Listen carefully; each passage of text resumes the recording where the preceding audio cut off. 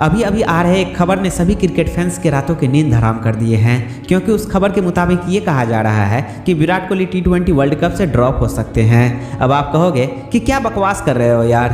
हाँ, मैंने भी ये सुना था तो एग्जैक्ट यही शब्द दोहराया था। लेकिन अब सबसे बड़ा सवाल ये है कि आखिर विराट कोहली को T20 वर्ल्ड कप से ड्रॉप करने का रीजन क्या है, और दूसरी ये कि क्या विराट कोहली को T20 वर्ल्ड कप से ड्रॉप करना सही होगा, और तीसरी बात ये कि अगर यदि विराट कोहली को प्लेइंग 11 में जगह दी जाती है तो क्या रिंकू सिंह और यशस्वी जायसवाल को प्लेइंग 11 में जगह मिल पाएगा। तो चलिए आज हम जानते हैं इन सारे सवालों के जवाब। नमस्कार दोस्तों, आप देख रहे हैं अर्जुन शर्मा का स्पेशल एपिसोड विश्लेषण किंग कोहली के T20 वर्ल्ड कप से बाहर होने की। तो रीजन ये बताया जा रहा है कि रिंकू सिंह और यशस्वी जायसवाल को एक साथ प्लेइंग 11 में खिलाना है, जिसकी वजह से विराट कोहली का जगह प्लेइंग 11 में तो क्या उसको स्क्वाड में भी रखवाना संभव नहीं होगा।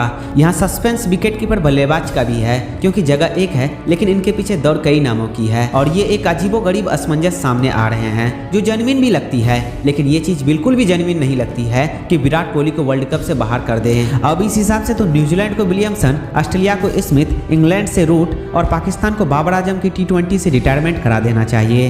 कारण साफ है, क्योंकि मसला तो स्ट्राइक रेट का ही है ना, और इनसे लचर तो कोई हो ही नहीं सकता है। क्योंकि इस मामले में आप खुद ही देख लीजिए, बाबर आजम 129, स्टीव स्मिथ 125.7, जो रूट 126, तो वहीं केन विलियमसन का स्ट्राइक रेट मात्र 123.6 का है। खैर एवरेज तो इस फॉर्मेट में इतना ज्यादा देखा नहीं जाता है, मगर फिर भी ऐसा भी नहीं है कि अगर इतना स्लो खेलते हैं तो इसका एवरेज कोई 50-60 का है, क्योंकि रूट और विलियमसन वही 34-35 में फंसे हैं, तो वही इसमें 24 पर टिके हैं। हाँ, बाबर का एवरेज 41 का है, लेकिन इतना घटिया स्ट्राइक रेट से इसका कोई सेंस नहीं बनता है। ये हाल है हमारे फैब 4 का, जिसमें आजकल बाबर आजम को भी शामिल किया जाता है। इतने थके हुए स्ट्राइक रेट से जब ये लोग खेल सकते हैं तो विराट कोहली क्यों नहीं। अब चलिए, रूट को तो वैसे ही 2019 के बाद से ही T20 में नहीं खिलाया जाता है, स्मिथ का फॉर्म वैसे ही खराब है, मगर बाबर आजम और विलियमसन पर तो कोई डाउट ही नहीं है। पर हर बार विराट ही निशाने पर क्यों रहते हैं। 2007 से अब तक कुल 8 T20 वर्ल्ड कप खेले जा चुके हैं, जिसमें से 3 में तो ये खेले भी नहीं है, और जो 5 में खेले हैं उनमें से 3 में तो ये टूर्नामेंट के टॉप स्कोरर रहे हैं, और 2012 में भी ये भारत के लिए टॉप स्कोरर थे। अपने पहले ही T20 वर्ल्ड कप और पिछले टूर्नामेंट में भी ये टॉप स्कोरर थे,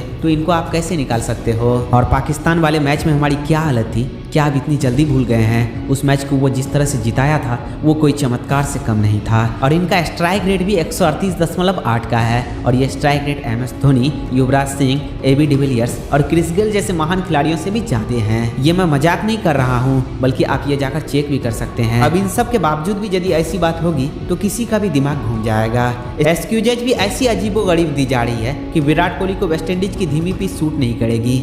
भाई क्या मजाक है। विराट कोहली को कंडीशन से कब फर्क पड़ने लगा है, ये कौन सा कॉन्सेप्ट आ गया है। वो बंदा 2008 से अब तक 80 शतक कोई रावलपिंडी की डेट पिच पर नहीं बना करके आया है, बल्कि चैलेंजिंग, मुश्किल और अनप्लेएबल कंडीशंस में ढेर सारे रन बनाए हैं। Australia, England, south Africa, New Zealand, कहाँ शतक नहीं है इसका। इसने हर जगह रन बनाए हैं, पिच फास्ट हो या स्लो, हर जगह रन आए हैं, और सिर्फ कहने को 35 के हैं। फिटनेस तो कुछ ऐसी है कि 20-21 साल के लड़के को भी मात दे दे। विराट से बड़ा बैट्समैन इस वक्त तीनों ही फॉर्मेट में कोई भी नहीं है, लेकिन हमारा दुर्भाग्य देखिए कि जो कि क्रिकेट का सम्राट है उसी को टीम से बाहर करने की बात हो रही है, वो भी वर्ल्ड कप जैसे टूर्नामेंट से। जो ये सब बातें कर रहे हैं उनसे मैं यही कहूंगा कि ये सब बातें मत फैलाइए कि विराट कोहली की जगह टीम में फिट नहीं बैठती है या उन्हें खिलाया नहीं जा सकता। भैया, जब भी कोई भी टीम बनती है ना, तो उस समय जहन में सबसे पहले यदि किसी खिलाड़ी का नाम आता है तो वो विराट का ही नाम होता है। इनके बिना वर्ल्ड कप तो पॉसिबल ही नहीं है, क्योंकि ज्यादातर ब्रॉडकास्टर की भी नजर इसी पर रहती है। अब आप ये मत बोलिएगा कि इंडिविजुअल से बड़ी टीम है, कोई एक स्टार देश और गेम से बड़ा नहीं हो सकता है, जो कि बिल्कुल ठीक भी है, लेकिन विराट के भी कंट्रीब्यूशन को आप भूल नहीं सकते हैं। बात यदि किसी और प्लेयर की होती तो कुछ सोचा भी जा सकता था, लेकिन बात विराट की है, जो कि 2014 और 2016 में पूरी टीम को अकेले ही अपने कंधों पर लेकर चले थे। आप इस वन मैन आर्मी को कभी भी भूल नहीं सकते हैं, और ये खिलाड़ी ऐसे हैं जिसके बैटिंग में थोड़ी बहुत यदि फेलियर आ भी जाए तो ये उनकी भरपाई करना बखूबी से जानते हैं। और फिर जब विराट के रहते हुए एक बैलेंस प्लेइंग 11 बन सकती है तो उसको बाहर करने के बारे में सोचना ही क्यों है। जी हाँ, आप सही सुन रहे हैं, विराट के रहते हुए एक बेस्ट कॉम्बिनेशन बन सकती है।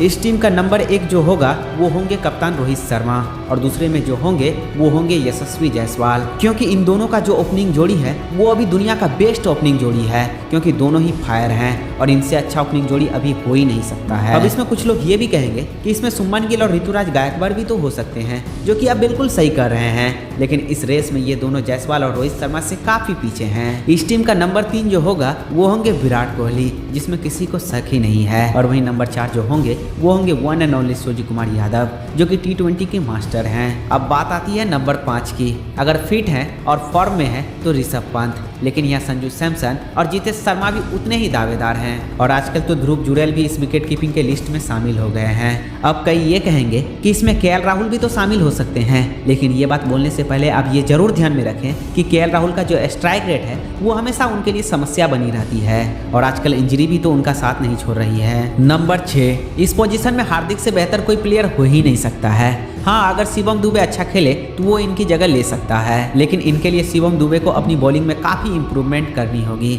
नहीं तो हार्दिक की जगह पक्की है। वैसे इन दोनों में से जो भी खेले, लेकिन उनसे 4 ओवर की गारंटी चाहिए। नंबर 7, रिंकू सिंह, जो कि एक शानदार फिनिशर है, क्योंकि इसको जितना बार मौका मिला है उतना बार इन्होंने शानदार परफॉर्मेंस किया है, और इसकी हिटिंग पावर तो ऐसी है जिस पर कोई शक ही नहीं कर सकता है, क्योंकि ये दुनिया के किसी भी मैदान को क्लियर करने का क्षमता रखता है।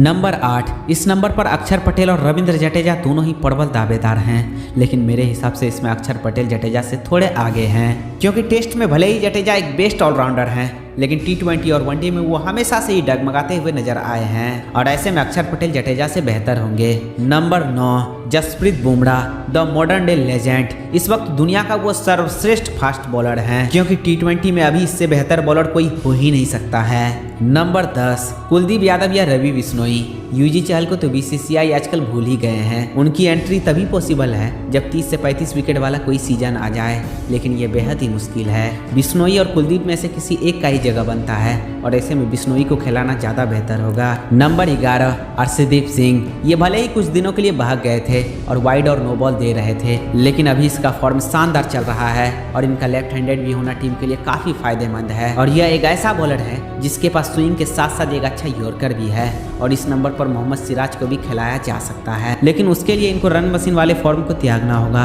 और रन खाने वाले बॉलर से एक किफायती बॉलर बनना होगा। वैसे कईयों का यह भी मानना है कि भुवनेश्वर कुमार की भी वापसी हो सकती है, क्योंकि वो भी अभी शानदार कमबैक कर रहे हैं। वैसे भुवनेश्वर कुमार का फिर से टीम इंडिया में वापसी बहुत ही मुश्किल है, लेकिन इस प्लेइंग 11 को खिलाने के लिए ये ध्यान जरूर रखना होगा कि विराट कोहली, रोहित शर्मा और रिंकू सिंह को भी बॉलिंग में अपनी हाथ थोड़ी थोड़ी आजमानी होगी। वैसे दोस्तों, आपके हिसाब से विराट कोहली को T20 वर्ल्ड कप से ड्रॉप करना चाहिए कि नहीं, कमेंट बॉक्स में अपना राय जरूर लिखें। तब तक के लिए टेक केयर एंड बाय, फिर मिलते हैं नेक्स्ट वीडियो में।